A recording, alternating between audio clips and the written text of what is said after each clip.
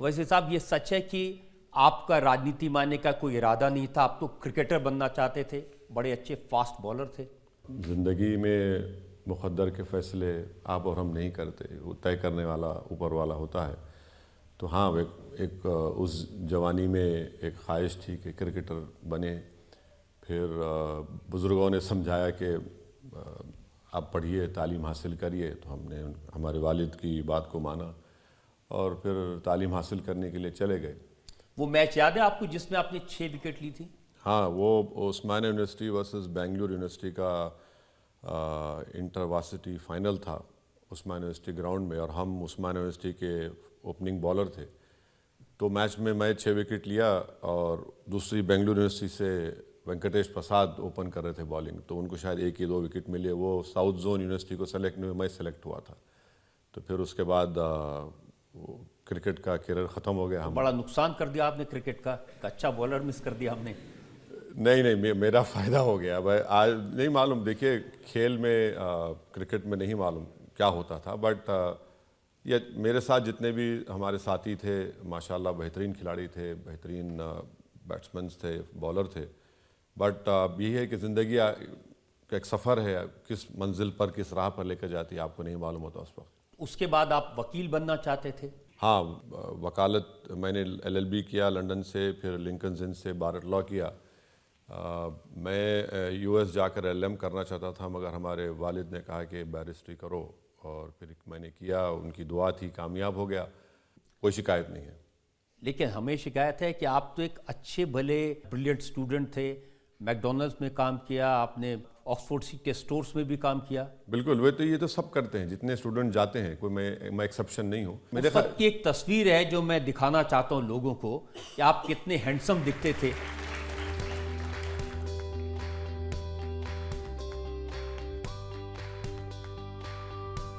आज नहीं है, आज नहीं है।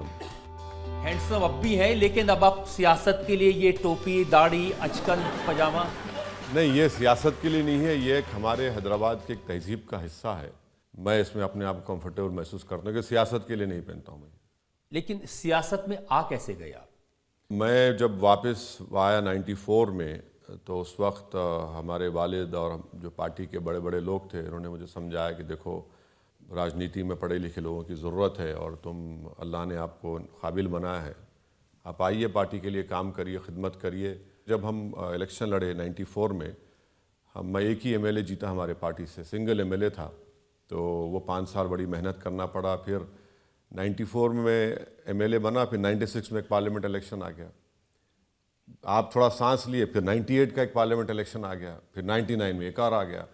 तो उसमें क्या हुआ कि क्योंकि इस्लामिक कैलेंडर के लिहाज से मैं सफ़र के महीने में पैदा हुआ, तो मेरी माँ हमेशा शिकायत करती कि तुम घर में नहीं रहते। मतलब अम्मा, आपने सफ़र के महीने मुझे पैदा किया, तो इसी में चले हैं। तो सफ़र से सियासी सफ़र शुरू हो गया।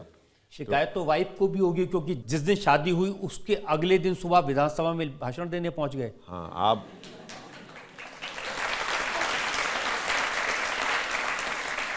ये रजत जी, आपको पुराने ज़ख़म कुरेदने की बड़ी बुरी आदत है। आप अपने घर को चले जाएंगे वापस, मुझे भी जाना है। तो बाज़ ऐसी चीज़ें होती हैं कि घर में लोग नहीं भूलते, तो वो आपका एक वीक पॉइंट बन जाता है। आपको भी शायद कभी कभी इस्तेमाल करते होंगे आपके खिलाफ। बहुत ज़्यादा। हाँ जी, हाँ। एक जो सवाल हम ले सकते हैं अभी पब्लिक से, पूछिए। अभी UAE में एक बहुत बड़ा हिंदू मंदिर बना प्रधानमंत्री मोदी जी की मेहनत से, तो उस चीज़ से आप खुश हैं या नहीं? नहीं, ये तो UAE का बादशाह जिस दिन मैं बन जाऊंगा कुछ जवाब दे पाऊंगा। मैं तो UAE का बादशाह नहीं हूँ। वो तो सिर्फ पूछ रही है कि आप इससे खुश हैं या परेशान हैं? नहीं, मैं इसलिए खुश हूँ कि वहाँ पर UAE हमारा एक स्ट्रेटेजिक पार्टनर है। UAE में हमारे लाखों भारत के लोग काम करते हैं, फॉरेन एक्सचेंज भी जाते हैं। तो वो बादशाह ने फैसला किया, मोदी जी ने उनको रिक्वेस्ट की थी कि उन्होंने फिर उनको इजाज़त दी। तो अब दोनों कंट्रीज़ के रिलेशनशिप अच्छे होते हैं, तो बहुत अच्छा है, क्योंकि हमको बहुत बड़ा फॉरेन एक्सचेंज वहाँ से आता है, हमारा बहुत बड़ा ट्रेड पार्टनर है वो, और उनका इन्वेस्टमेंट है इंडिया में। क्योंकि आजकल तो ज़्यादातर लोग, हमने देखा जावेद अख्तर साहब भी जय सिया राम के नारे लगवा रहे थे। अच्छा, वो कब से मज़हब में बिलीव करना शुरू कर दिए? वो तो एथिस्ट है ना।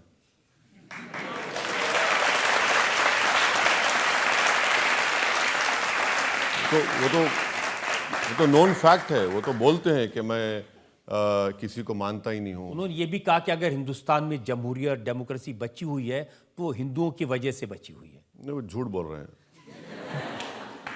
इसलिए कि जमहूरियत अगर बची हुई है और बची रहेगी किसी भी हालत में, संविधान जो बाबा साहब अम्बेडकर ने बनाया, देखिए संविधान गाइड करता है।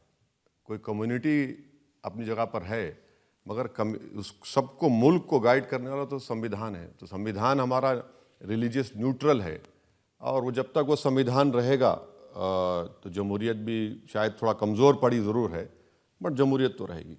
आप कह रहे कमज़ोर पड़ी है, लेकिन बहुत सारे मौलाना, मौलवी, उलेमा, अभी बरेलवी उलेमा हैं, मौलाना शाहबुद्दीन रिजवी, उन्होंने कहा जो सेक्युलर कहने वाले मुसलमानों का इस्तेमाल करते हैं, मोदी को वोट दो।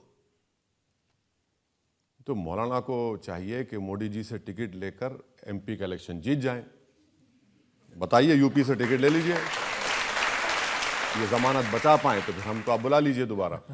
तो अब मौलाना है, बोल दिए हैं बेचारे, खजूर खा लिए होंगे तो बोल दिए, तो बोलना ही पड़ता है। लेकिन आप देख रहे हैं कि आजकल ज़माना बदल रहा है। पहले लोग मुसलमानों की, उनके वोट की बात करते थे, अब सिर्फ हिंदुओं की वोट की बात करते हैं, राम मंदिर की बात करते हैं। नहीं, मैंने जब 2014 में नरेंद्र मोदी भारत के वज़ीर आज़म बने, मैंने अपनी स्पीच में कहा था कि मैं आपको एक चीज़ की मुबारकबाद देता हूं कि आपने इस मिथ को तोड़ दिया, मुस्लिम वोट बैंक के। मुस्लिम वोट बैंक का एक मिथ है, ये एक अफसाना है जो कभी हकीकत से ताल्लुक़ रहा नहीं उसका। इस देश में हमेशा से ही मेजॉरिटी वोट बैंक रहा, मगर मुसलमानों को एक दिल फरेब और बहुत सी खूबसूरत बातें, आपका वोट बैंक, अरे भाई तुम्हारा वोट बैंक ही नहीं है कभी।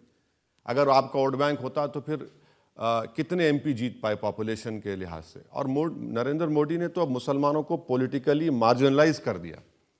वो बात भी नहीं करते मुसलमान वोट के बारे में, किसी को टिकट भी नहीं देते, उनके पास एक मुस्लिम एमपी भी नहीं है, एक मुस्लिम मिनिस्टर भी नहीं है। तो ये सच्चाई है कि अब उनको ज़रूरत भी नहीं है बीजेपी को, बिल्कुल मार्जिनलाइज करके रख दिए पॉलिटिकली, सोशली मुस्लिम माइनॉरिटी को इस देश में।